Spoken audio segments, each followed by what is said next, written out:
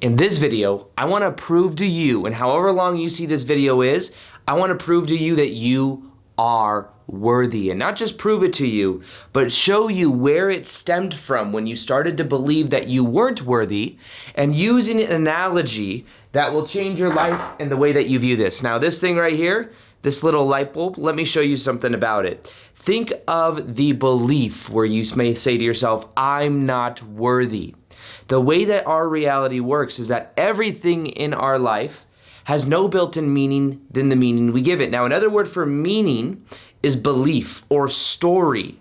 Now, what happens is this. Now, this little thing right here, imagine that you are the source of light.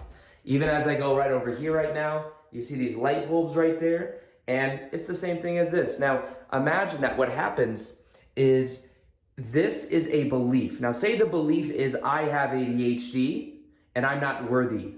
Say the belief is from some childhood experience, there was something that happened and you said, there's something wrong with me. Someone abandoned me. What happens is then that light bulb begins to shine, and then what happens is that belief is activated within us. Now, the thing to remember is that we are the source. We are choosing where we put meaning. Now, let's say one of these bulbs says that we're worthy.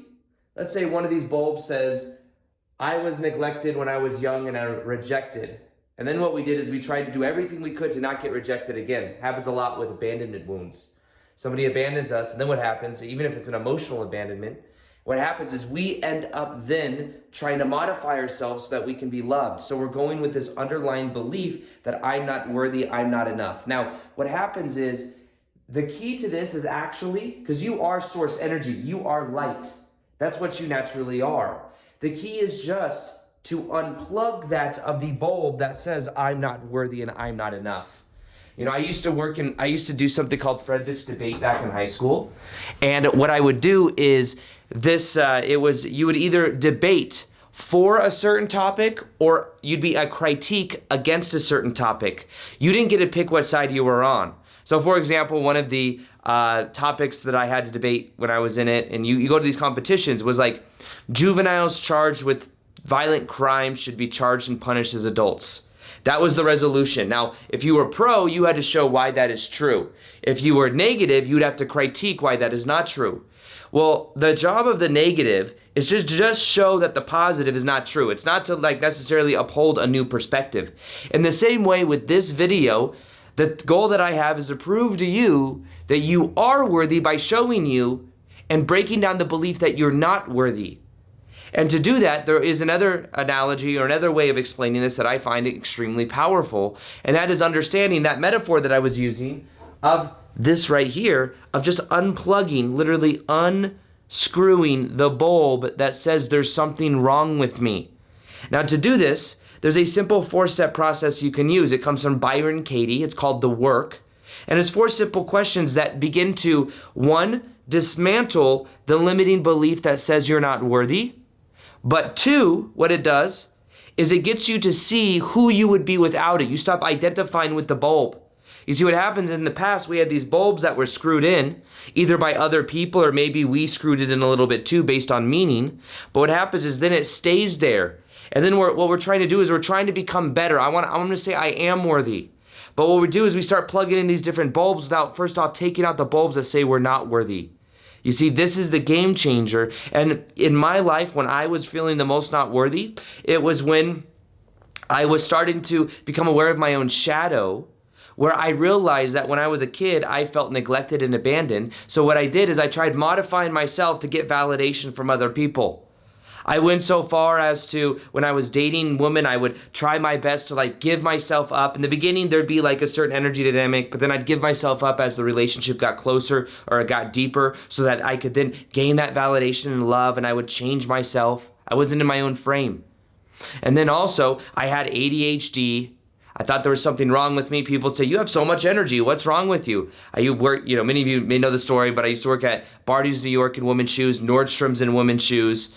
And I also had a self-image that says that I wasn't worthy because I worked a shoe sales job that I didn't enjoy, and I identified with that. But then eventually what I did is I became aware of that ADHD belief that I had and realized that people just told me I had a lot of energy.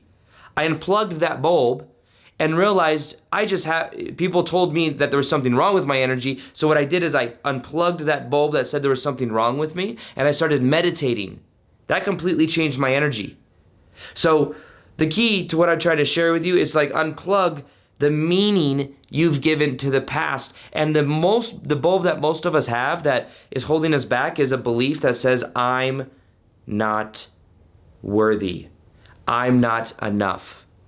And the 4 simple step process, this is all we have to do. You guys ready? All we have to do is we have to ask these 4 questions. The first one is it true? This is from Byron Katie, The Work. Is it true? And we start looking, well, I'm not enough. Is it true? Well, sometimes we'll say, yes, it is true. We'll believe that thought so much that we say, yes, it is true.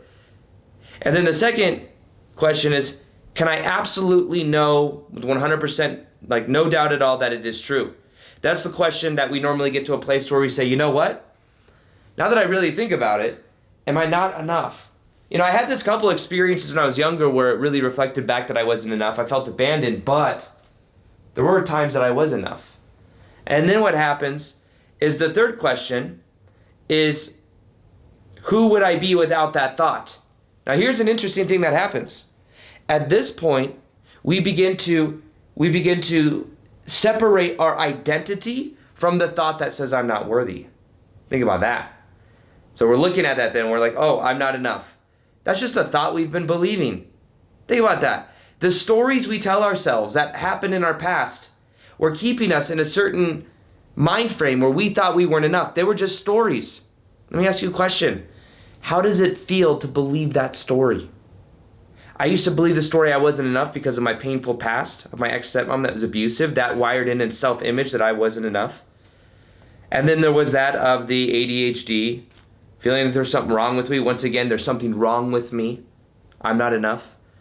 Getting rejected when I first approached a girl when I was 13, 14 years old. I asked an 18-year-old to go out with me. She rejected me. I felt like I wasn't enough. These reference experiences were stories that I then attached to. Oh, this is the way it works. But of course, the key to this process for me was healing, forgiving my ex-stepmom, and realizing that I could give my past a new meaning. It made me stronger. And when I gave it a new meaning, I then got a new effect out of it. Many of you know that I've shared before, there's the consciousness, like the different levels of consciousness. There's a level of reasoning, and then from the level of reasoning, above that is love. And then joy, peace, and enlightenment. Now, reasoning is the intellect of the mind. That's like Alan Watts. It's classical music. Now what happens is when we believe we're not worthy, there's a story, there's a meaning there that says I'm not enough, there's something wrong with me. And because of that story, it's then on autopilot. The key to this though is being aware of the story, seeing it as a story, and then making a new meaning, giving it a new meaning. And once we give it a new meaning, or we just completely neglect the meaning and we're just being present to the moment, that's when then we start to become free. We start to infuse more light into ourselves. We literally become that of looking at those bulbs that are right there. We become the pure source energy that's flowing through it, and we don't have any bulbs that are diffusing that energy. Now, a lot of this worthiness comes from inner child wounding that we believe we're unworthy. So the key is knowing that you are worthy. And the key to knowing that is breaking down the belief that you're not worthy. Is it true? Can I absolutely know that it's true? Who would I be? And how do I act when I believe that thought? How do I believe and act when I believe that thought or that story?